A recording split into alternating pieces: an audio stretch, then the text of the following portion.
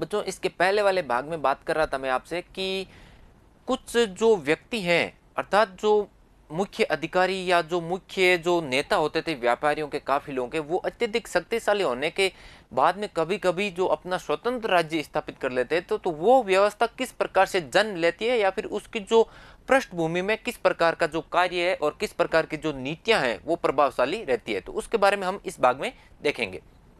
तो देखें बच्चों, एक नए प्रकार की सेना, राजाओं द्वारा एक सुसंगठित सेना रखी जाती थी जिसमें हाथी, रथ, घुड़सवार और पैदल सैनिक होते थे और जो आवश्यकता के अनुसार राजा को क्या देते थे, सहायता देते थे। बच्चों यहाँ पे एक शब्द देखें, आवश्यकता अनुसार, अर्थात जब जब राजा को जरूरत होगी तभी इनके द्वारा क्या दी जाएगी, सहायता इनको दी जाएगी।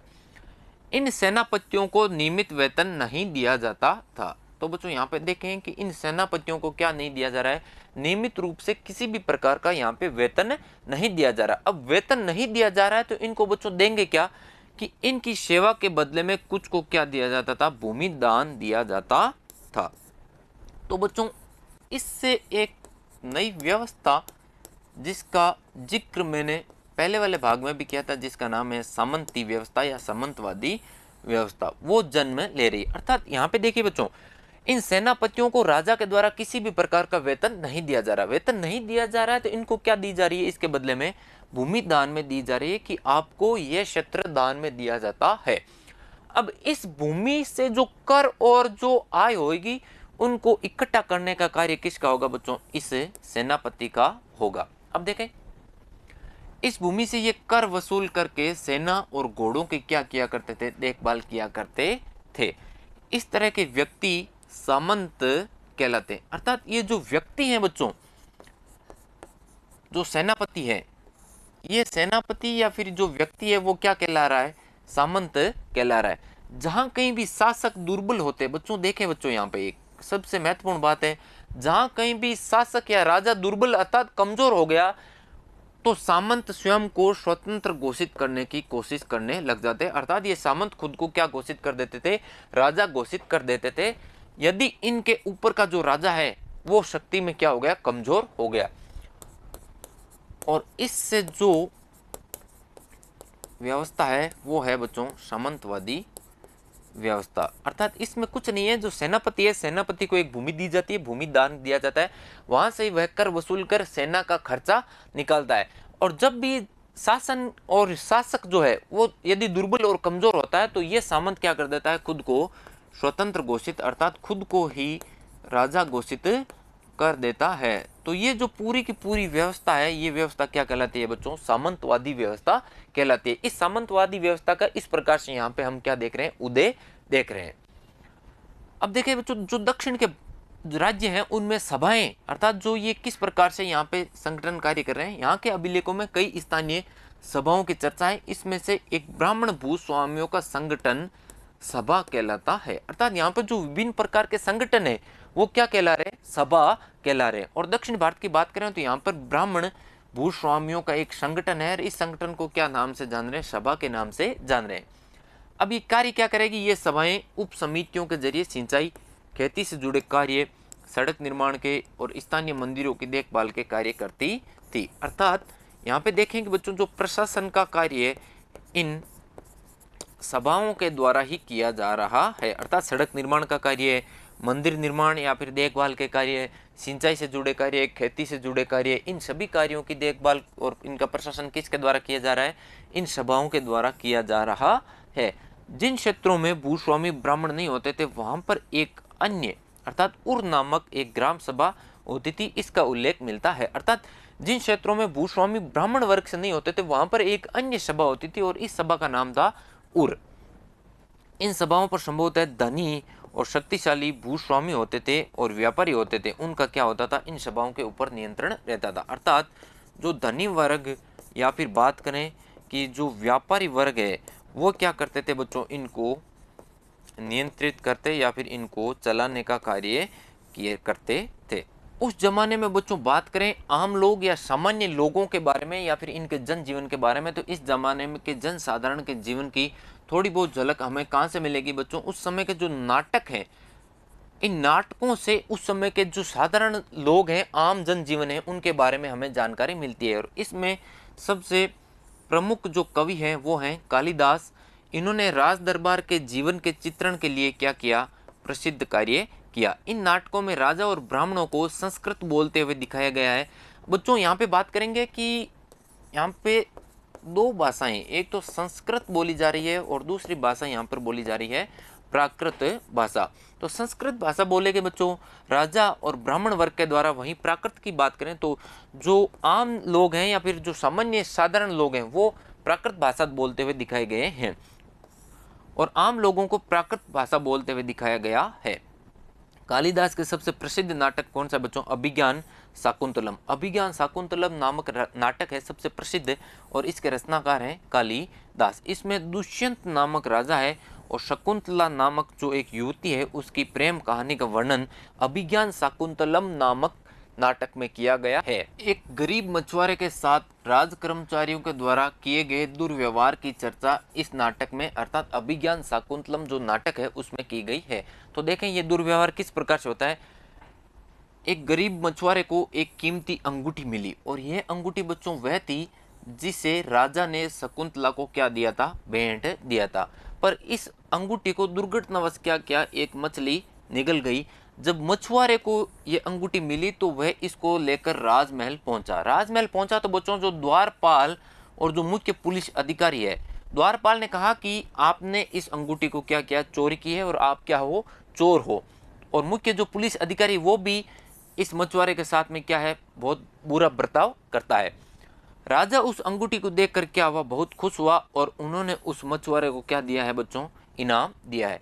तब जो ये पुलिस वाला और जो द्वारपाल है वो मछुआरे से इनाम का कुछ हिस्सा हड़पने के लिए उसके साथ में शराब खाने चल पड़ते हैं। तो यहाँ पे बच्चों देखें कि जो मछुआरा है उसके साथ में राज कर्मचारियों के द्वारा किस प्रकार से दुर्व्यवहार किया जा रहा है। और जबकि ये क्या है, एक ईमानदार मछुआरा है, इसने किसी भी प्रकार की चोरी नहीं की, फिर भी ये जो राज कर्मचारी है इनके द्वारा जो दुर्व्यवहार किया जा रहा है उसके ऊपर यहाँ पर बल दिया गया है।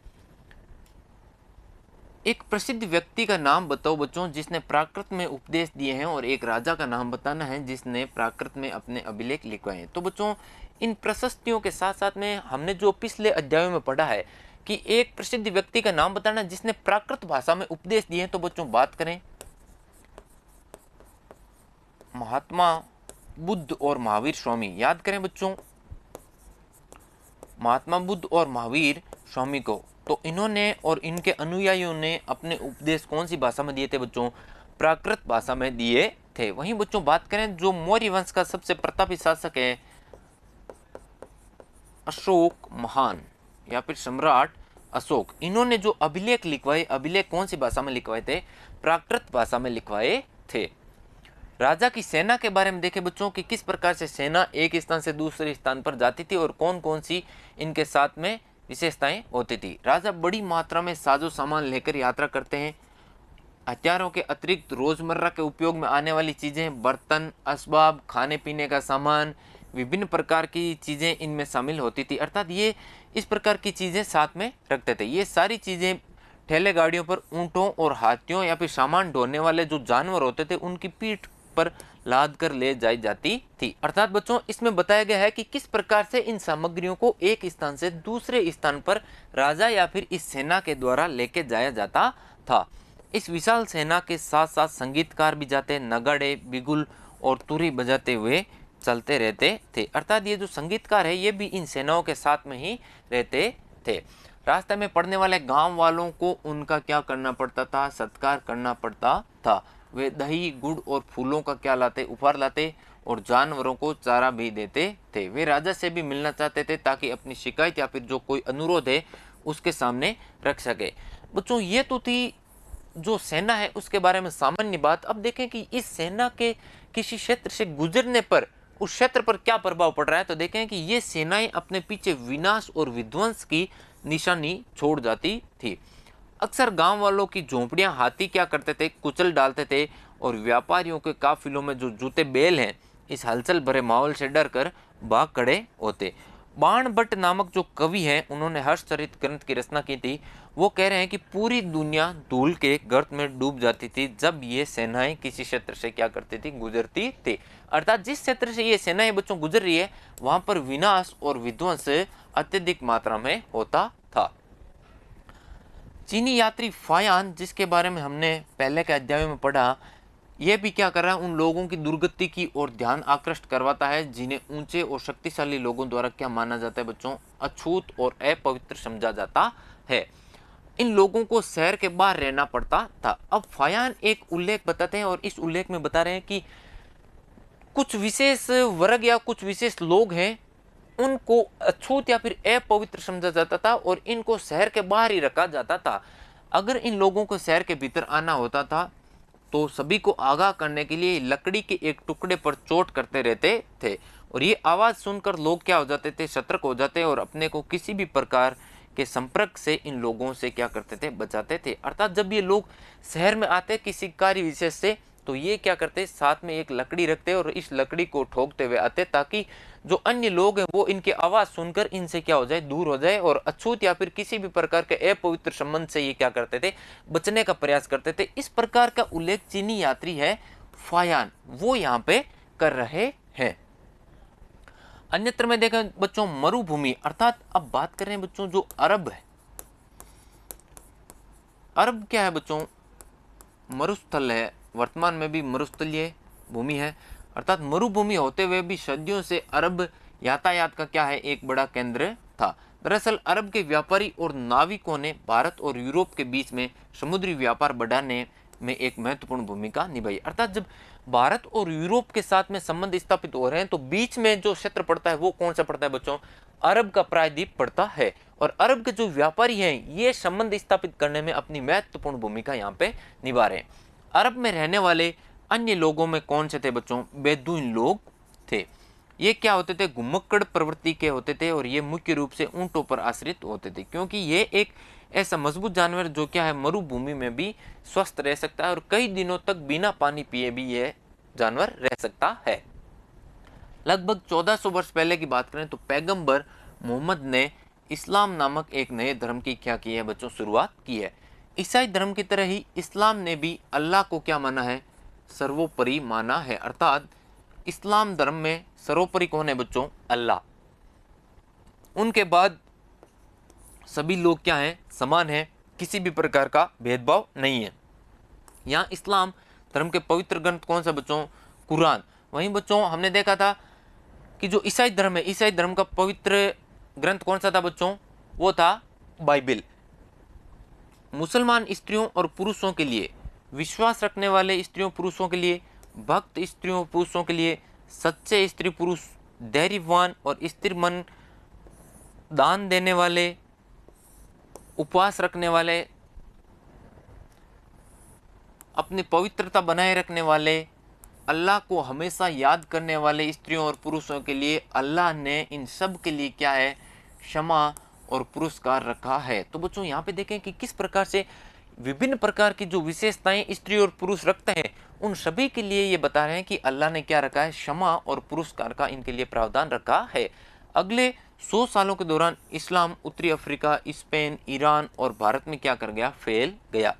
अरब नाविक जो इस उपमहाद्वीप की तटीय बस्तियों से पहले ही परिचित थे अब अपने साथ में नए धर्म को भी ले आए और अरब के सिपाहियों ने करीब 1300 साल पहले सिंध, जो आज के वर्तमान के क्या है पाकिस्तान में स्थित है, कौन सी जगह, सिंध, इसको क्या कर लिया था, जीत लिया था। तो बच्चों इस प्रकार से हम देख रहे हैं कि किस प्रकार से एक जो नया धर्म है इस्लाम धर्म, वो अपनी धार्मिक शिक्षाओं को विश्व के अन्य क्षेत्रों और अन्य लोगों के साथ में प्रचार प्रसार कर रहे हैं। इसी के साथ ये अध्याय यहीं पे समाप्त होता है और इसके अगले भाग में मैं आपके लिए लेके आऊंगा इस अध्याय से संबंधित जो पाठ्य पुस्तक प्रश्न और उत्तर हैं उनको। तब तक के लिए धन्यवाद।